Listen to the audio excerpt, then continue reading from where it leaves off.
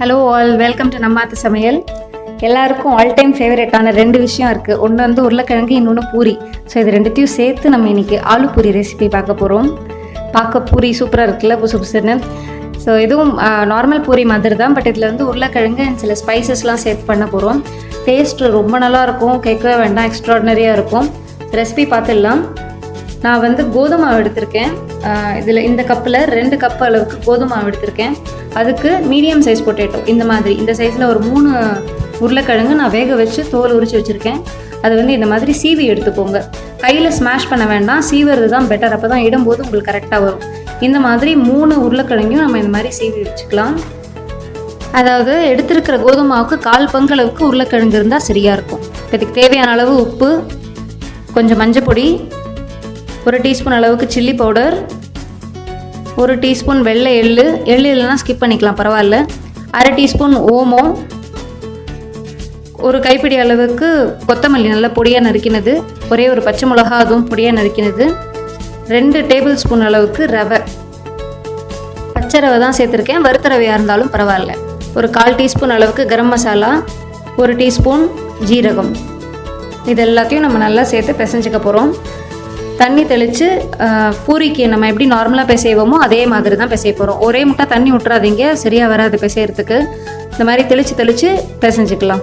முதல்ல உங்களுக்கு பிசையும் போது கையில் கொஞ்சம் பிசுன்னு ஒட்டுற மாதிரி இருக்கும் உருளைக்கிழங்கு சேர்த்ததுனால. பட் நீங்கள் பிசைய அது நீட்டாக ஒட்டாமல் வந்துடும். ஸோ ஓரளவுக்கு நல்ல இந்த மாதிரி பிசைஞ்சதுக்கு அப்புறமா நம்ம ஒரே 1 டீஸ்பூன் அளவுக்கு, ஒரு டீஸ்பூன் கூட வேண்டாம், ஒரு 1/2 டீஸ்பூன் அளவுக்கு லைட்டாக எண்ணெய் கொஞ்சம் கையில் அப்ளை பண்ணிவிட்டு அதுக்கப்புறமா இன்னொரு 2 நிமிஷம் நீங்கள் பிசைஞ்சிங்கன்னா நல்லா பந்து மாதிரி உருண்டு சூப்பராக வந்துடும்.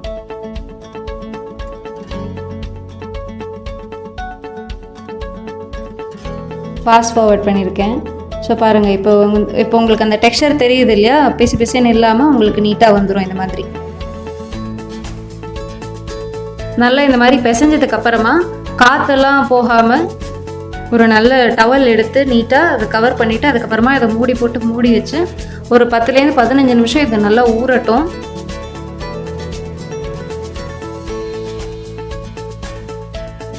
இப்போ பாருங்கள், இது ஒரு 15 நிமிஷம் நல்லா ஊறி இருக்குது. இந்த மாய்ஸ்சர்லாம் போய் நல்லா பூரி மாவு பதத்துக்கு உங்களுக்கு நல்லா கெட்டியாகவே இருக்கும். இப்போ இதை உருட்டி நம்மளுக்கு என்ன சைஸ் வேணுமோ அந்த சைஸ்க்கு நம்ம உருட்டிக்கலாம். உருட்டும் போது உங்களுக்கு கஷ்டமாக இருந்ததுனாக்கா, ஒட்டுற மாதிரி இருந்ததுனாக்கா நீங்கள் லைட்டாக ஒரு ட்ராப் ஆயில் கையில் அப்ளை பண்ணிவிட்டு அதுக்கப்புறமா உருட்டுங்க, கரெக்டாக வந்துடும். இப்போ இந்த மாதிரி ஃப்ளாட் பண்ணி வச்சுப்போம். ஸோ நான் உங்களுக்கு ஒரு 4 பூரி இப்போ பொரித்து காட்ட போகிறேன். ஸோ 4 எடுத்து வச்சுருக்கேன். இப்போ இதுக்கு இடும்போது நம்ம மேல் மாவெல்லாம் எதுவும் போடணுங்கிற அவசியம் இருக்காது. லைட்டாக ஒரு ட்ராப் எண்ணெய் வேணால் நீங்கள் விட்டு இது மாதிரி நீங்கள் ரோல் பண்ணிடலாம். ஒருவேளை ரொம்ப ஒட்டுற மாதிரி இருந்ததுன்னா நீங்கள் நார்மலாக நம்ம பூரி சப்பாத்திக்கெலாம் மேல் மாவு எடுத்துப்போம் இல்லையா, கோதுமை மாவே தூவி நீங்கள் இது மாதிரி இட்டு எடுத்துக்கலாம். கொஞ்சம் திக்காகவே இருக்கட்டும், பூரி தானே, அதனால கொஞ்சம் திக்காக இருந்தால் நல்லா வரும் உங்களுக்கு உப்பி. இதை பாருங்கள், இந்த திக்னஸ் அளவுக்கு இருந்ததுன்னா கரெக்டாக இருக்கும். சரிதா? இப்போ இன்னொன்று அதே மாதிரி உங்களுக்கு பண்ணி காட்டுறேன். இதுக்கு வந்து நம்ம சைட் டிஷ்லாம் எதுவும் தனியாக கிரேவிலாம் பண்ணுற மாதிரி இருக்காது. இதுவே நல்ல வயிறு ஃபுல்லாக இருக்கிற மாதிரி இருக்கும் 2-3 சாப்பிட்டாலே. ஸோ சிம்பிளாக ஒரு வெங்காய சட்னி இல்லை ஒரு தக்காளி தொக்கு அது மாதிரி இருந்ததுன்னா கூட போகும். அண்ட் பசங்களுக்கு கேட்கவே வேண்டாம், பொரிக்க பூரி காலியாகிட்டே இருக்கும், அவ்வளோ சூப்பராக இருக்கும் இது டேஸ்ட்டாக.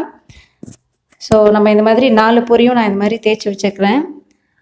எண்ணெய் சூடு பண்ணிக்கலாம் சைமல்டேனியஸாக. எண்ணெய் சூடாக இருக்குது, செக் பண்ணிக்கிறதுக்கு ஒரு சின்ன உருண்டை அந்த மாதிரி ஆயிலில் போடுங்க, அப்படி எழும்பி வரணும். ஸோ இப்போ இது ரெடியாக இருக்குது. பூரியை பொரிச்சு எடுத்துடலாம். பூரி போடும்போது நல்ல கடாயோட பாட்டம் வரைக்கும் நீங்கள் டிப் பண்ணி போடுங்க, நல்லா அப்போ தான் உப்பி வரும். அண்ட் அது மேலே ரைஸ் ஆகும்போது இந்த மாதிரி லைட்டாக ப்ரெஸ் பண்ணி அந்த மாதிரி ரொட்டேட் பண்ணி விட்டிங்கன்னா பூரி நல்லா எழும்பி வந்துடும். இல்லைனா உங்களுக்கு ஃப்ளாட்டாக சப்பையாக வந்துடும். அது மாதிரி எண்ணெய் கொஞ்சம் தெளித்து விட்டிங்கன்னா அந்த மாதிரி நல்லா உப்பி வந்துடும். சூப்பராக இருக்குல்ல பார்க்கவே.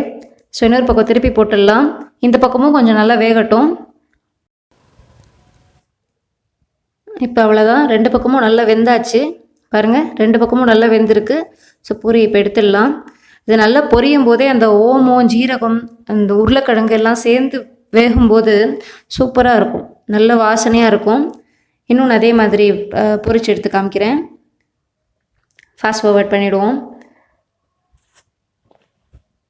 அவ்வளோதான். அந்த மாதிரி நல்லா சுற்றி விட்டிங்கன்னா நல்லா வந்துடும் பூரி. ஸோ நம்மளோட ஆலு பூரி செம்ம சூப்பராக ரெடியாக இருக்குது. இந்த பக்கமாக வெந்தாச்சு. ஸோ சாப்பிட்றதுக்கு ரெடியாக இருக்குது. நான் இன்றைக்கி சொன்ன மாதிரி எதுவும் கிரேவி எல்லாம் பண்ணல. ஜஸ்ட் ஒரு தக்காளி வெங்காய தொக்கு இருக்குது இல்லையா, தக்காளி சாதத்துக்கெலாம் பண்ணுவோம் இல்லையா, ஸோ அதே மாதிரி தான் பண்ணி நான் இன்றைக்கி சர்வ் பண்ண போகிறேன். ஸோ அது மாதிரி 4 பூரியும் பொரிச்சு எடுத்துருவோம். அவ்வளோதான், நம்மளோட ஆலு பூரி சூப்பர் யம்மியாக செம்மையாக ரெடியாக இருக்குது. கண்டிப்பாக நீங்கள் ட்ரை பண்ணி பாருங்கள். ட்ரை பண்ணி பார்த்துட்டு எப்படி வந்ததுன்னு எனக்கு சொல்லுங்கள். ஸோ பாருங்கள், ரொம்ப நேரம் ஆனதுக்கப்புறமும் கூட உங்களுக்கு ரவையெல்லாம் சேர்த்ததுனால அந்த ஸ்டிஃப்னஸ் அப்படியே இருக்கும், ரொம்ப நல்லாயிருக்கும். ஸோ இந்த வீடியோ பிடிச்சிருந்ததுன்னா நம்ம சேனலை மறக்காமல் சப்ஸ்கிரைப் பண்ணுங்கள். தேங்க்ஸ் ஃபார் வாட்சிங்.